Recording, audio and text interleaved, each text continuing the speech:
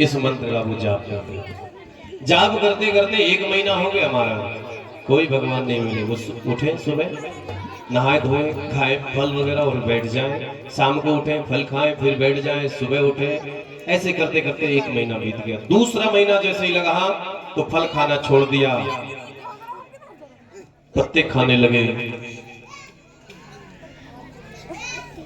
तीसरा महीना लगा तो पत्ते खाना भी छोड़ दिया, एक टाइम खाए एक टाइम ऐसे ही बैठे रहे। चौथा महीना लगा तो महाराज पत्ते भी खाना छोड़ दिया, केवल सुबह उठे और दिन रात बैठे रहे फिर बैठ गए। 5वां महीना लगा तो महाराज सब कुछ छोड़ दिया, जल भी छोड़ दिया, केवल वो वायु का सेवन करने लगे। एक बार श्वास ले ले और 24 घंटे में बैठे। 1 महीना भी। अब जैसे ही 6वां महीना लगा तो महाराज ने श्वास लेना भी बंद कर दिया, उठना बैठना भी बंद कर दिया। अखंड समाधि में ध्रुव महाराज बैठ गए, उठ नहीं। इधर जैसे ही इतनी भयंकर, इतने से छोटे से बालक ने घनघोर तपस्या की ना, तो स्वर्ग वगैरह सब कुछ हिल गया। इंद्र का सिंहासन डोलने लगा।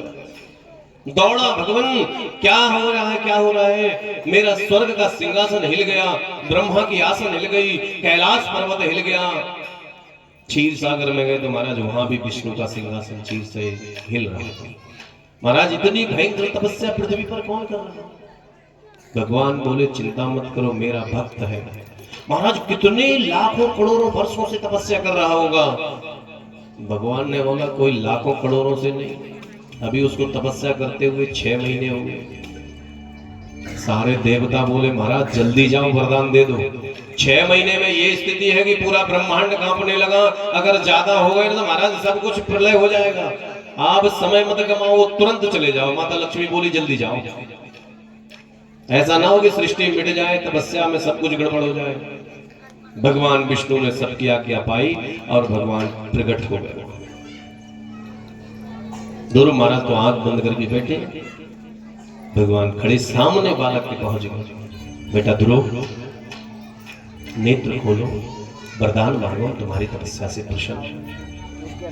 ध्रुव आंख नहीं खोल रहे। भगवान ने 3 बार कहा बेटा ध्रुव आंख खोलो, हम तुम्हारी तपस्या से प्रसन्न हैं, वरदान मांगो। बेटा ध्रुव आंख खोलो, हम तुम्हारी तपस्या से प्रसन्न हैं, वरदान मांगो। लेकिन ध्रुव ने आंख नहीं खोली। ध्रुव आंख क्यों नहीं खोल रहे?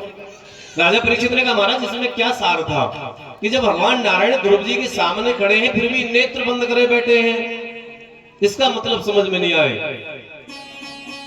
सुखदेव जी कहते हैं हे राजन, आपने कहा ध्यान से सुनिए। जब दीक्षा दी किसने? नारद जी ने। तो नारद जी ने भगवान की स्वरूप की जो झांकी है, जो चित्र है, जो फोटो है, वो ध्रुव के हृदय में लगा दी और कहा कि यही बोलेंगे। कौन बोलेंगे? ये जो हृदय में दिख रहे ना, पीले कपड़ा पहने, पीतांबरादरुण बिंब बलादरुष्टा पूर्णेन्दु सुंदर मखादर विंद नेत्रा। ये पीतांबर धारण किए हुए, ये सुंदर छवि, शंख चक्र पद्म आयुध लिए हुए हैं। तो बालक तो ये सोच रहा था कि ये फोटो हमारे अंदर है, ये बोलेगी कि ध्रुव आंख खोलो।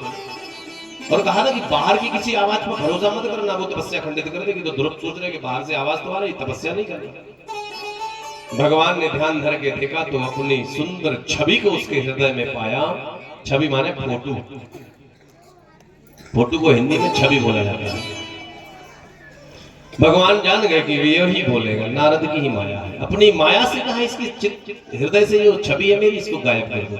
माया ने भगवान के चित्र को चुरा लिया और जैसे ही वो हृदय से चित्र गायब हुआ, वो नन्हा सा बालक छटपटा गया। अरे हृदय में से भगवान कहाँ अचानक चले गए? और जैसे ही उसने नेत्र खोले तो वही साक्षात छवि में भगवान सामने खड़े। बोलो लक्ष्मी नारायण भगवान की। बालक